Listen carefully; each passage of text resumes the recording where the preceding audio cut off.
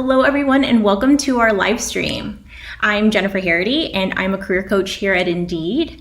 I've actually been working in career services for over 7 years now, and most recently I've been leading a team of career coaches at Indeed, and we have been helping job seekers throughout their job search by providing guidance on resume, interview, and job search prep. We've helped with salary negotiation, topics like that, and I'm hoping that I'm going to be able to provide a little bit of help and guidance to you all today too.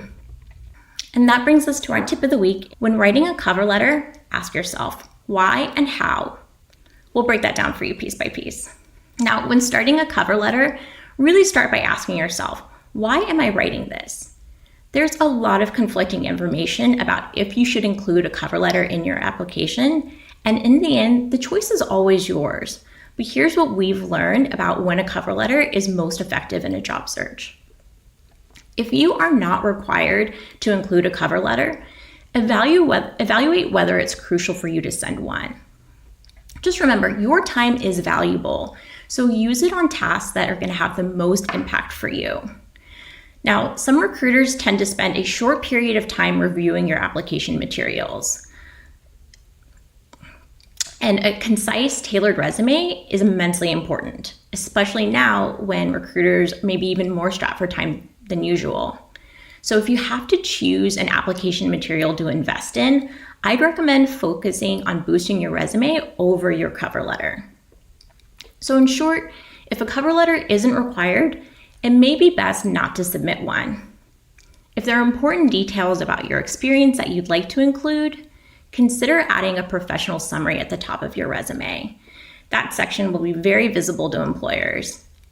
And if you'd like more information on how to write an effective professional summary, be sure to comment in the chat so we could potentially cover that in a future live stream. Now, that's not to say that there aren't some good reasons to send a cover letter.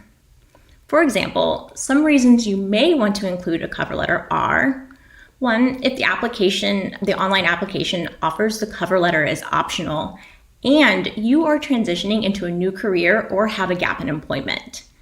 In this case, a brief cover letter could be valuable to explain that.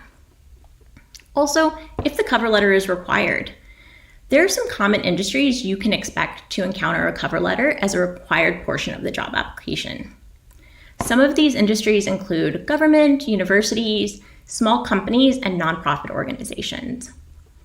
And also, creative positions that require strong writing abilities are more likely to require a cover letter as a demonstration of those skills. So that covers the why. If you find that it's truly necessary to include a cover letter, then move on to the how. Now, before you send a cover letter, ask yourself, how am I showing that I am uniquely suited to this job?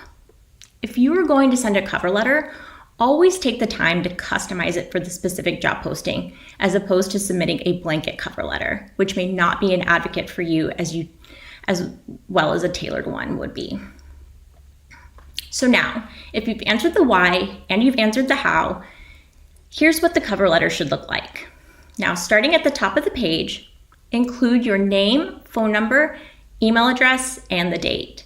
Now, the contact information that you include on the cover letter should also mirror the contact information you've included on your resume, so be sure to double check your phone number and your email. And then start with the greeting to the person you're addressing. Always use their name if you know it, otherwise you can address it to your hiring manager. And your opening paragraph should introduce yourself. Explain why you're applying for the job, including your excitement for the position and how the job aligns with your career goals. Be sure to include the job title, the company's name, and what specifically draws you to the company. Here's an example. I'm excited to be applying for the account manager position at insert company name here. With more than 7 years of experience in digital marketing, I have developed a strong talent for building trusted relationships with high-value, high-impact clients. Now, the middle paragraph should explain your relevant experience and qualifications. And here, don't just repeat what's in the resume. Instead, elaborate and highlight your achievements with facts and data when possible. Also, explain why you'd be a good fit for the specific company. Be sure to include keywords and skills from the job description, but do keep it concise. And you can provide any clarifications needed, like explaining a gap in your resume.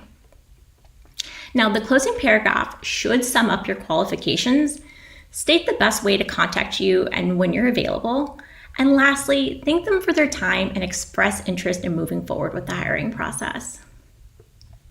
Now, if you've lost your job due to COVID-19 or you're transitioning to a career, what do? How does that impact your cover letter? If you're transitioning, briefly mention the transition in the first paragraph, paragraph 1. You can refer to having lost your previous job due to COVID, but let the overarching message be that you're interested in their role and explaining why you're a good fit. The goal is to indicate that you're excited about their particular role.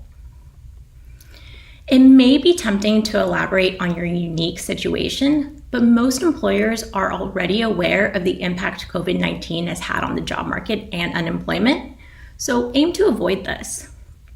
Now, in paragraph 2, you can focus on transferable skills and requirements you possess that directly relate to the role that you're applying for. Use the job description as a guide to inform what you should include and what you shouldn't. So, when do you mention a gap of employment? If the gap is within 1 to 2 months in length, there's really no need to mention it at all. However, if the gap of employment extends past 6 months, provide an explanation for questions the employer might have, like, what have you been doing in the interim? Have you been upskilling? Have you been taking a class? Are you providing child or elder care? Going on a sabbatical? Address the gap in the first or second paragraph of your cover letter. And remember, it's always best to be succinct. So, in summary, here are the things to remember when it comes to your cover letter. If the application does not require a cover letter and you don't have a strong why, save your time by opting out and focus on tailoring your resume instead. Now, if you decide to submit a cover letter, organize the structure in 3 brief paragraphs and tailor it for each role. Make sure your resume and cover letter complement, not overlap each other. And if you're transitioning careers or needing to explain an unemployment gap, you can clarify in your cover letter, but be sure to keep it brief and professional. All right, that's it for our live stream. Thank you so much for tuning in. We hope you found this helpful, and we'll see you soon.